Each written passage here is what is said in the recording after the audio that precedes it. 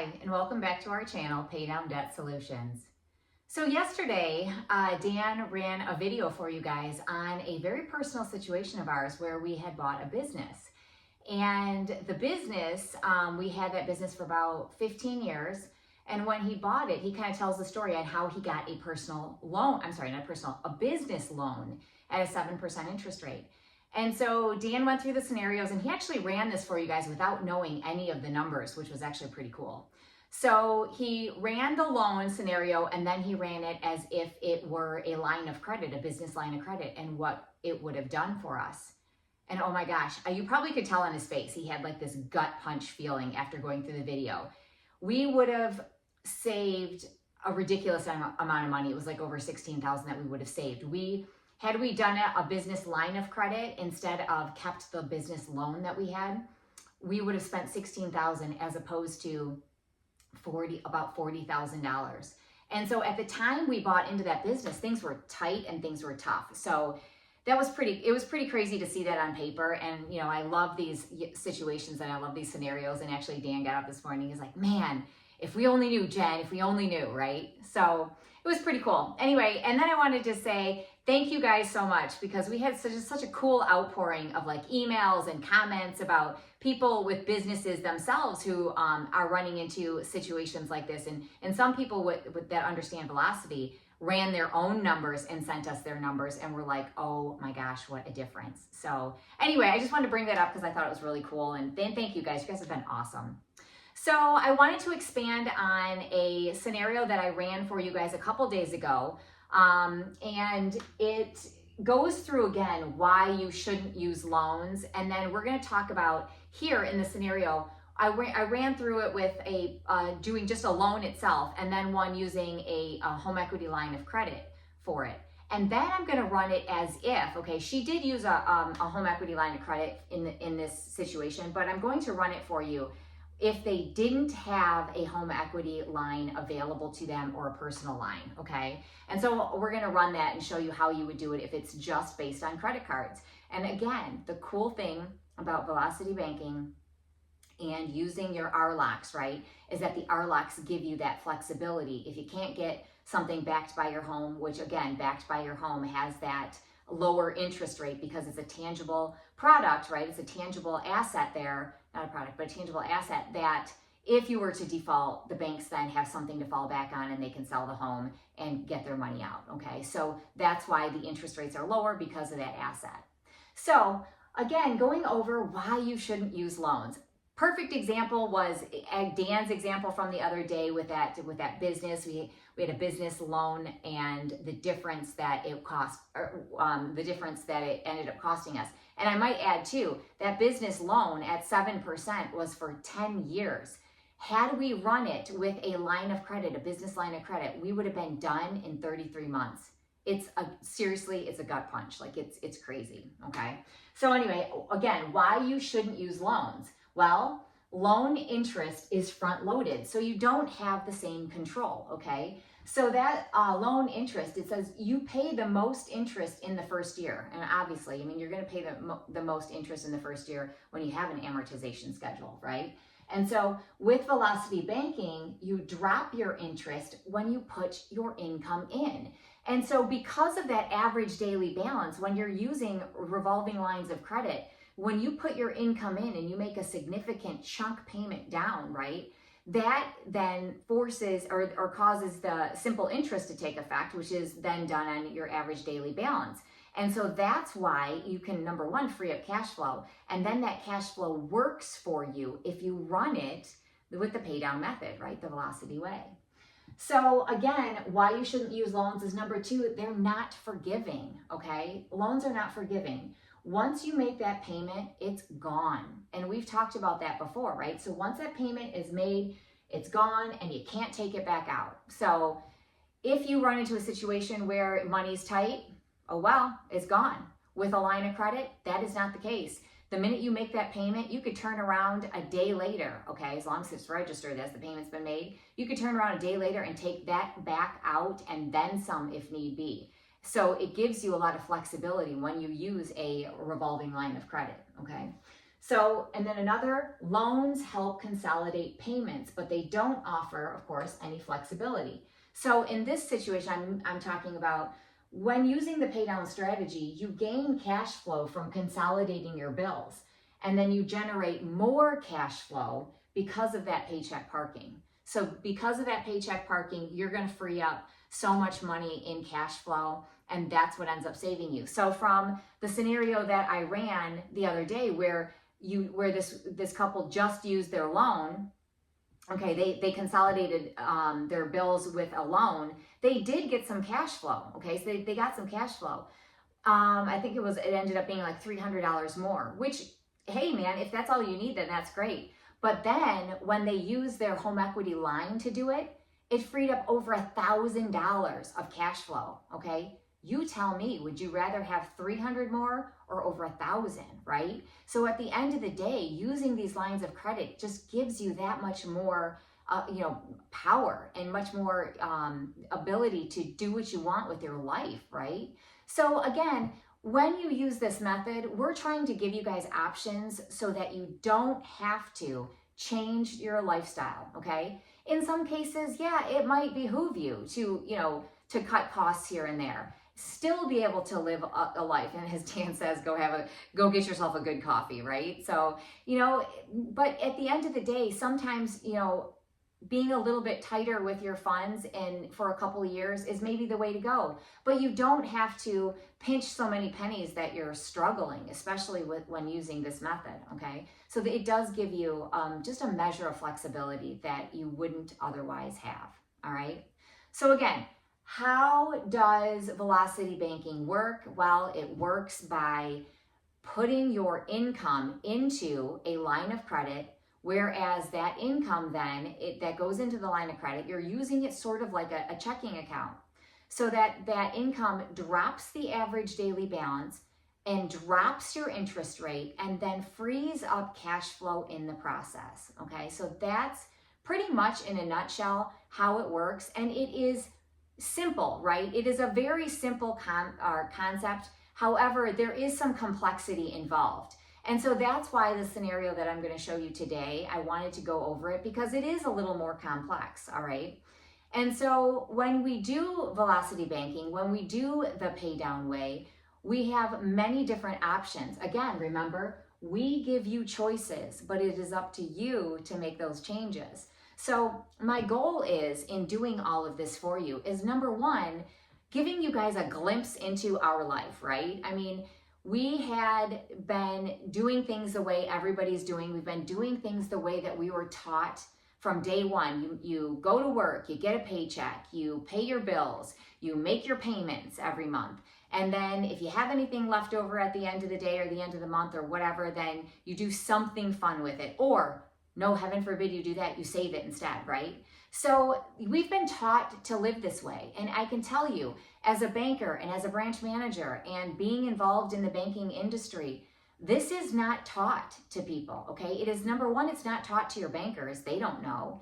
And it's not, taught to us as individuals or business owners. We don't know how to do this, okay? Some of us do. So we hear that the elites out there know how to do this, right? They're using somebody else's money instead of their own to pay for the things or to do their business deals or to buy their real estate that they wanted to buy. And they use this method in order to do that and keep their cash, gain more cash flow, and live a heck of a nice life. And that is what we want for all of you.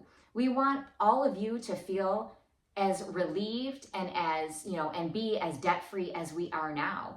It is an incredible feeling. And so that's my goal again, is to bring that all to you and let you guys see a little bit into where we were, how we felt, and and what we did. And we're giving you our life examples too. We're giving you scenarios from our customers and that call us or email us and have a sit down with us. But we're also letting you see exactly what we do and what we did. So, all right, so let's get into this pay down debt solution strategy here, where we had, and you'll probably remember as I go through the scenario, okay? So we have a couple, and mostly I was dealing with the wife. So when I say she, that's what I mean, okay? So we have a couple where their income is $5,100, okay? So it's $5,100 monthly is their income. Their expenses, the total expenses are $4,895, okay? So that leaves them with a cash flow of $205, all right? So they have a mortgage payment for $1,150 a month, and they have student loans, right? So the debts that they really wanted to handle were these right here, okay? And so I showed you the other day how we ended up presenting it to them. You know, two different ways. They had talked about a loan, so we showed them what happens with a loan, and then we showed them what happens with a line of credit and what a line of credit can do for you, okay? So anyway, so here we go with our student loan. It was at $2,500, and that loan payment is $110. So there's a $110 payment, and it's at 4%. Okay, so there wasn't a whole lot left on the student loan, and they've been paying this, you know, for a long time now. And so they just, you know, figured they'd, you know, keep at it, right? Because it's, you know, $2,500. Then they had a personal loan out there for $8,000, and that payment is $350, and it's at 10%, okay? So then we have a couple credit cards here. So we have credit card one, that's at $5,100, and that's a $280 payment at 27%. And then we have credit card two, okay? So credit card two is $6,400, and that payment is $310, and the interest rate there is at 21%. So then the last loan that they had that they really wanted to take a look at was the car loan. That was at $9,000, and the payment was $295, and that was at 3%, okay?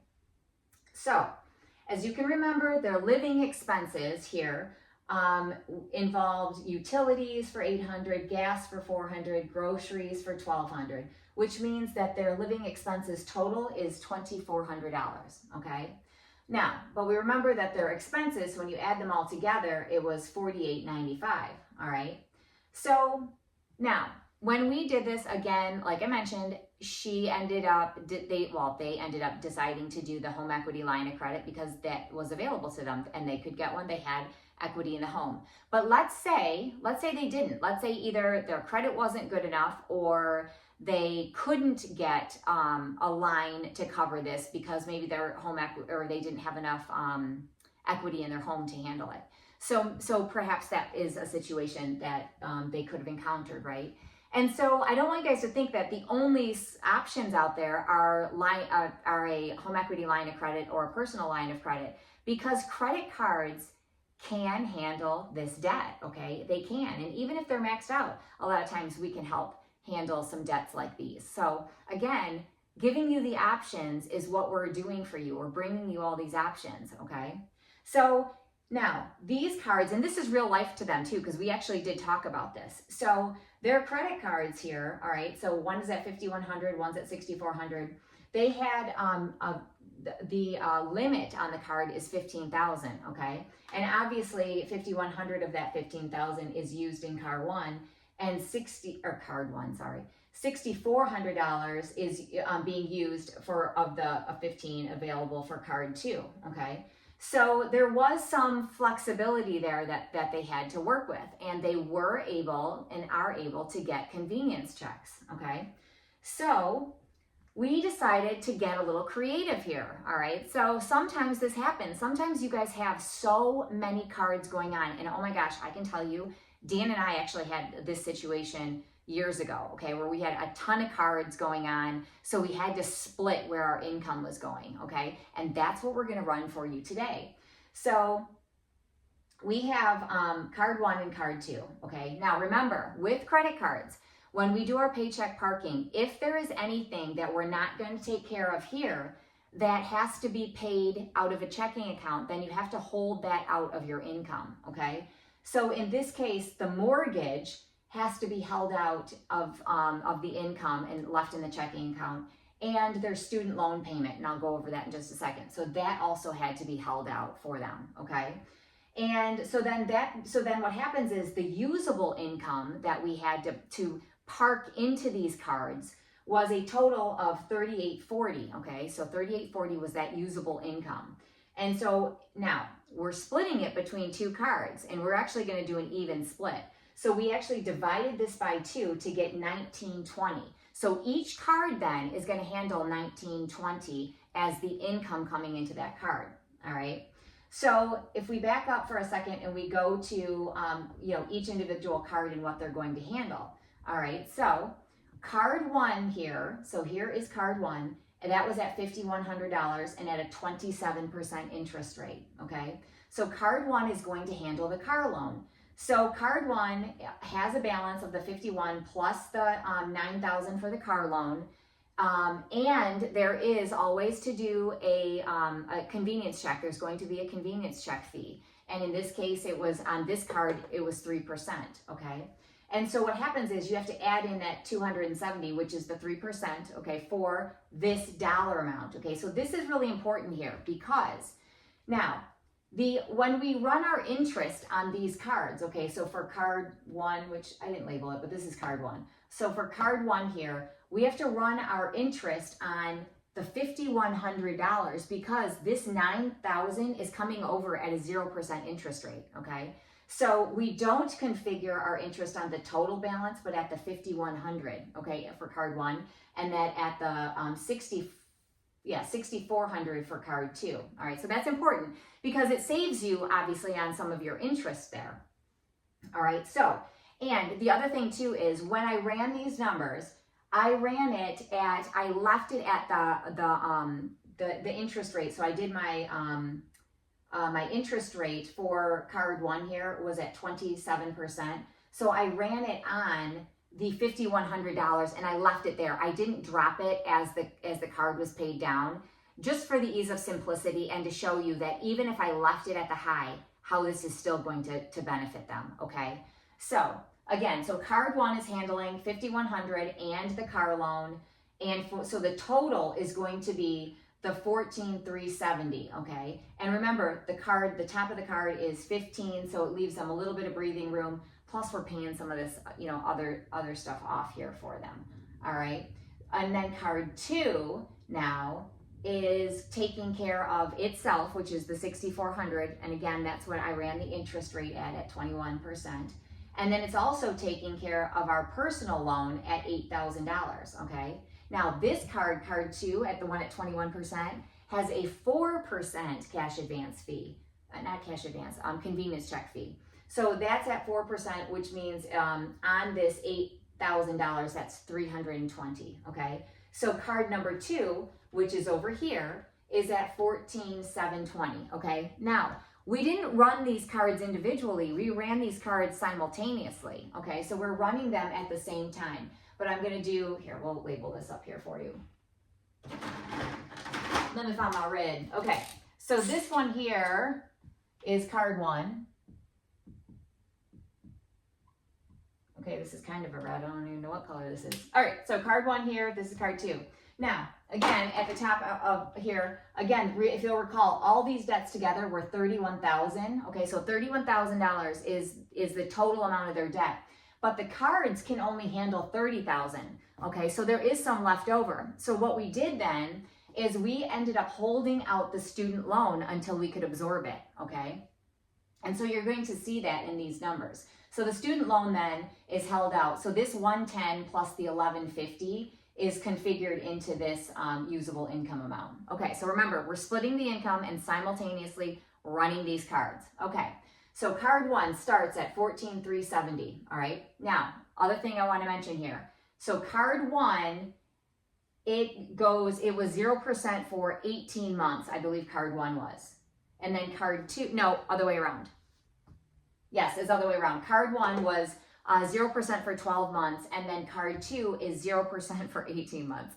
All right, so what we would then have to do, and why I'm making that distinction, is if we then got to a point where we were at 12 months, let's say, right, with card one, if we were at 12 months, we would then have to add the interest to the entire balance because it's only 0% for 12 months. All right, so let's run this down. Okay, card one, $14,370. Our income, remember, we're splitting, is at $1920. So the income comes into this card, income comes into this card too at the same time. I'm going to work with card one right now. So now we've got $1,200 in expenses. And how did we get that? Okay, how did we get the $1,200 in expenses? Again, just like we split our income, we have to split our expenses down here. So this is also divided by 2. All right, so we've got $1,200 coming in. here's our $115 that is configured on the $5,100. And again, I left it at the top at the high. So income comes in, right? Month one starts us out at and drops our balance at $12,450, and then our expenses and our interest come back, you know, are put back onto the card. So then we are left at $13,765. Then our income comes in, handles it again. So month two, our low balance then is $11,845. So remember, in the most cases, we are going to be averaging our two interests. But again, we know that the interest, what it is, it's being configured on the 5,100. All right. But I want to remind you all how you calculate that. You're going to take your high interest. You're going to take your low interest balance. You're going to add them together. Then you divide by 2, and you're going to multiply it then by your 0.27, because that card's at 27% interest rate. So you would have divided it by 0.27 to get your annual, then divide that again by 12 for each month as you go along, okay? All right, so we're back to month 2 here, and after we do our deposit, our income deposit onto the card, and again, holding out our mortgage payment plus the student loan, we gotta hold those out and pay those out of the checking account, but everything else is going on our cards.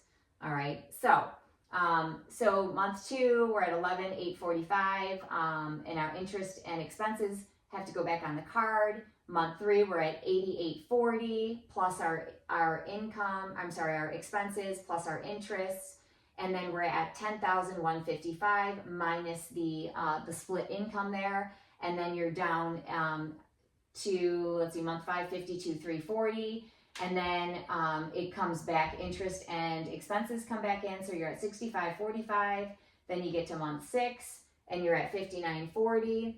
And so this carries on, right? So on and so forth. This carries on for us, all right? And we end up getting this card paid off in 13 months, all right? So now remember I said at the 12th month there, our interest would have come back in, but we were already paid off, so we're really not going to see that.